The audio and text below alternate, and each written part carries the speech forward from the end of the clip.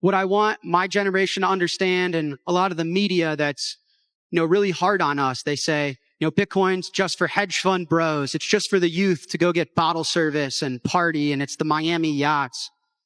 It's not. My generation is struggling a lot. It's not an investment.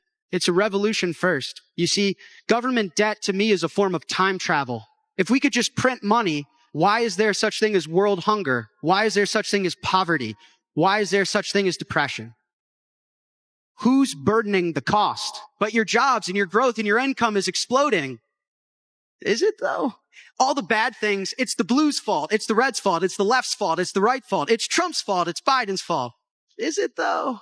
You're literally traveling into the future and spending my resources and my kids' resources to go to war, to waste and spend money and grow debt. Millionaire delivers a stark reality check beneath the surface of rising stock indices. Lies a deeper decay. For most people, especially younger generations, real prosperity is slipping away. Stagnant wages, declining health outcomes, and unstable employment paint a grim picture.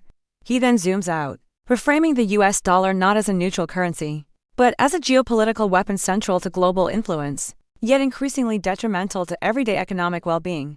And before that, be the one who says I was here before 100K. I'm on a mission to hit 100K subscriber before 2025 ends. Help me get there. Subscribe now and drop your thoughts on the market in the comment. Let's win and grow together. And then today, we're living in what I call the Mag $7, which is, this is the Wall Street Journal. It's the Magnificent Sevens market. The other stocks are just living in it. Because as a youthful person, they say, the economy's booming. You're so lucky to have the stock market. Is it though?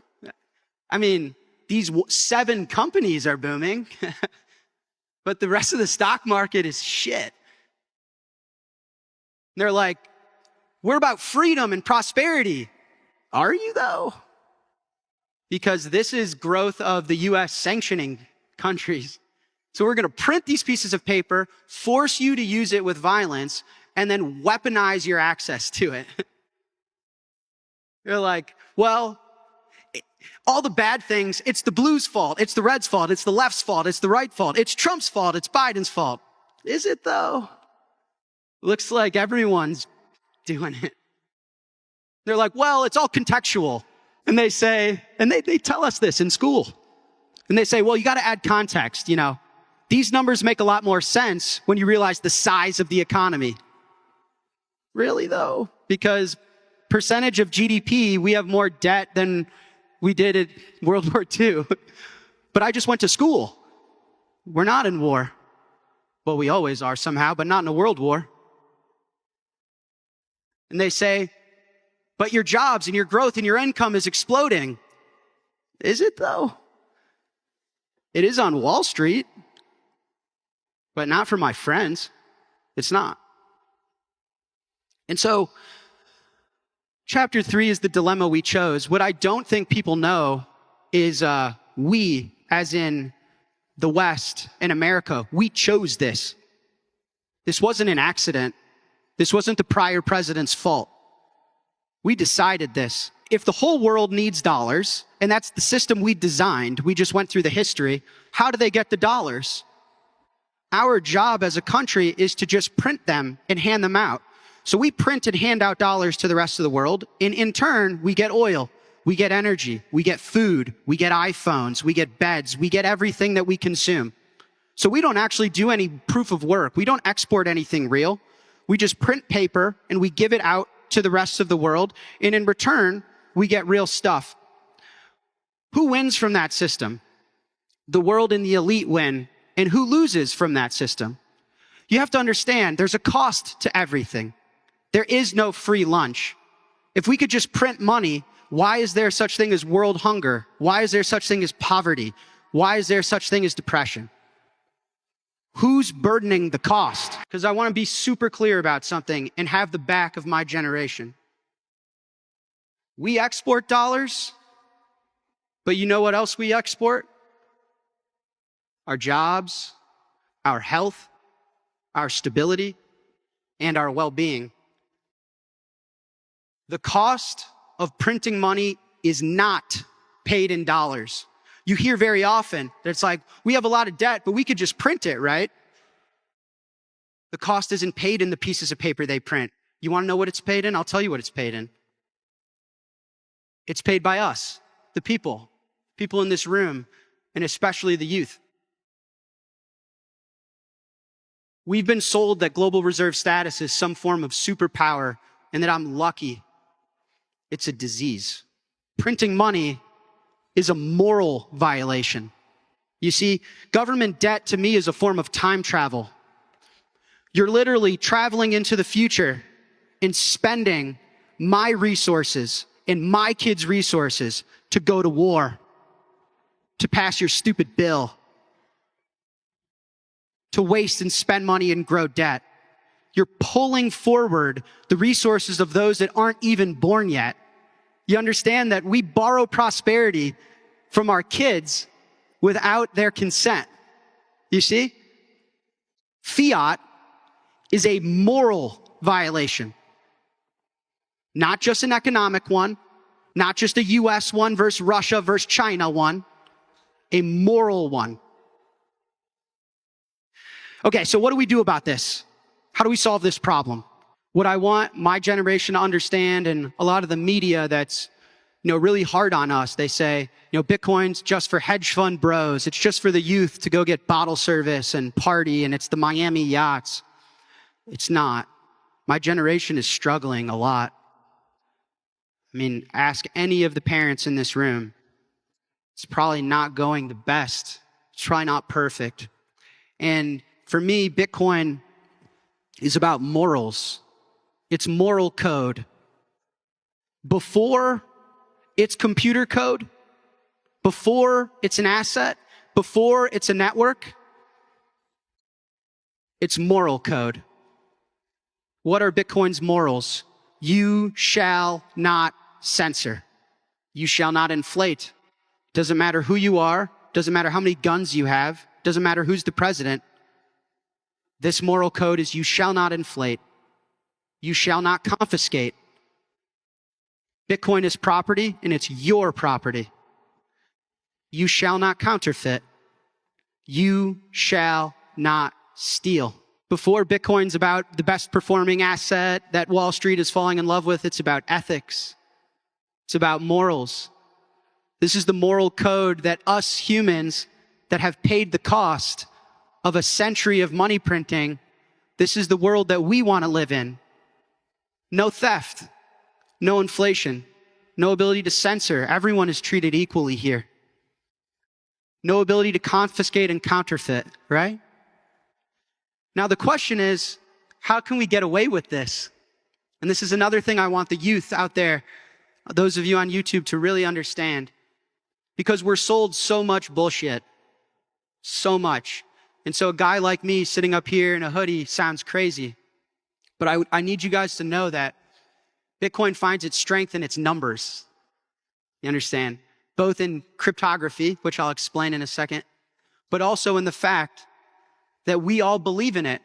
And everyone in this room and everyone around the world that's willing to defend it. And that's what Bitcoin represents, a number so unbreakable, so immutable, that no amount of political power, corporate wealth, or military force can rewrite it. It's enforced not by coercion, but by consensus, millions of people aligned around a single truth. Millers reminds us, it's never just about the gains, sure. 50% annual returns are exciting. He jokes, but the real reason we're here is deeper. In his eyes, Bitcoin is not a speculative bet, it's a peaceful revolution, a system built on math. Not muscle, on transparency, not tyranny, on decentralization, not control. It's the blueprint for a fairer future. This was a tweet of mine from 5 years ago. Someone said, I'm bullish on Bitcoin, but I'm bearish on Bitcoiners. And I said, Bitcoin without Bitcoiners is simply unused software. Bitcoiners are Bitcoin. The nodes that enforce the consensus rules are operated and defended by humans.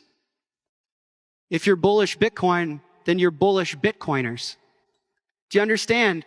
Before Bitcoin's an asset, it's a philosophy. Before Bitcoin's a network, it's a movement. Bitcoin is more powerful than war. It's more powerful than government because of math.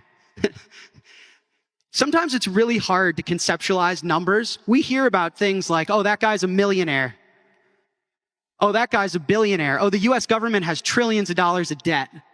Do you guys know how big those numbers are? How big is 1,000,000 seconds? 1,000,000 seconds was about a week and a half ago. Reasonable. 1,000,000,000 seconds was 32 years ago. You see how big that number just got? The difference between 1,000,000 and 1,000,000,000? How long ago do you guys think 1,000,000,000,000 seconds was? We were under ice. Wow. You see, the way Bitcoin works and finds its strength in numbers is we all generate a really big number that no amount of war or guns or money printing or oppression and violence can solve. A number so big that no amount of violence can solve it. Putting a gun to my head can't solve math. Do you know how strong Bitcoin's property rights are? If you wanted to rob my house, you could kill me and my house will be there for you to take. You wanted to rob my gold, you could kill me and my gold will be there for you to take. You want to rob my Bitcoin? The only way to guarantee you can't get it is by killing me. It's a number in my head. You see? You know that you can take the energy of 1,000 suns and you still can't crack my private key. Bitcoin's strength comes from numbers. As Julian Assange said, it isn't obvious the universe had to work out this way, but somehow the universe smiles down on encryption. And so how do we, the people, how do we, the youth, engineer a moral code and a moral world for us to get out of the mess that we were born into? We do it peacefully and we do it with math. We find strength in numbers. We find strength in each other. We invert the power balance. I'm sitting up here more powerful than any US politician because I own my own private keys. I run my own node. You understand? Bitcoin's strength is in the numbers behind it. Its true power isn't political or military. It's mathematical. We don't need violence. My message to the youth, you guys, we don't need to protest and go to war. We don't need permission. We don't need to go ask the politician or ask your teacher or you just need a really big number.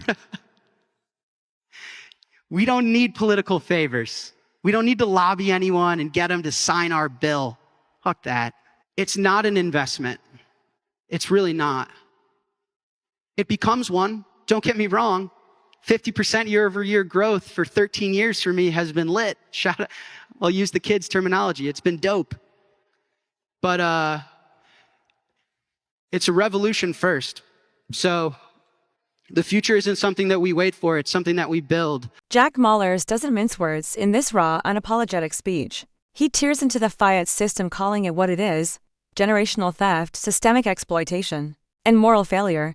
But his message isn't one of despair, it's a call to action. Bitcoin, to Mallers, isn't about flexing wealth or chasing status. It's about reclaiming sovereignty, restoring fairness, and rewriting the rules for a new generation. To the youth, he offers a powerful reminder: you're not powerless. You don't need permission. You need private keys, you need a node, and you need conviction. Because Bitcoin isn't just software, it's a weapon for peace, a peaceful rebellion built on math, not violence, a shot at a future where power is distributed, not concentrated. Follow the signal, click here to keep going.